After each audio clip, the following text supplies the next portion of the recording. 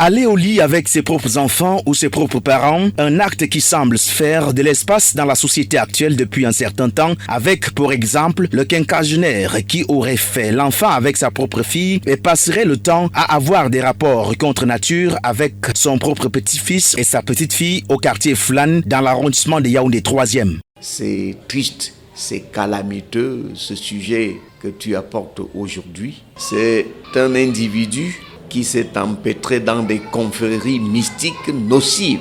Et c'est là-bas qu'on lui demande de produire ce triste acte-là, de tout ce qu'il aura fait là. C'est un acte hors nature, et cet acte hors nature ne peut pas rester impuni. Cette situation inqualifiable laisse des observateurs sans mots, à l'exception des psychologues. On le dit avec autorité. Un papa qui a des rapports sexuels avec sa fille, c'est un papa qui est en situation de trouble sur le plan psychologique.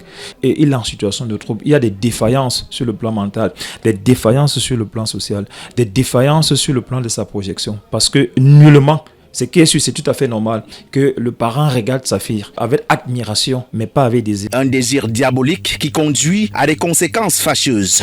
Les conséquences, les premières, vont s'abattre sur sa progéniture. Parce que là, il est en train de souiller sa propre progéniture de génération en génération. Qu'il s'agisse des filles ou des garçons qui ont subi les assauts sexuels de leur propre géniteur, la souillure va les accompagner tout le long de leur vie.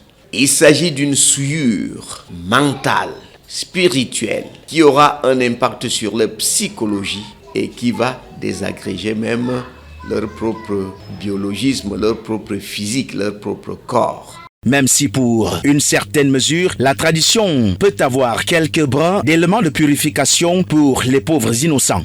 Passer par des rites de purification leur est obligatoire et en fonction de leur sociologie, en fonction de leur culture. Quant à l'auteur de ces actes abominables, lui-même il sera la victime des actes illicites qu'il est en train de poser.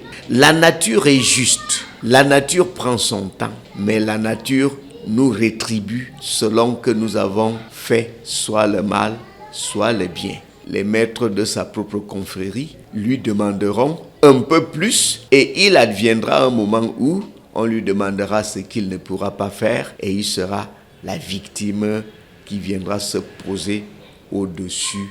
Et Dieu seul sait combien de cas similaires sont entretenus dans nos villes et villages.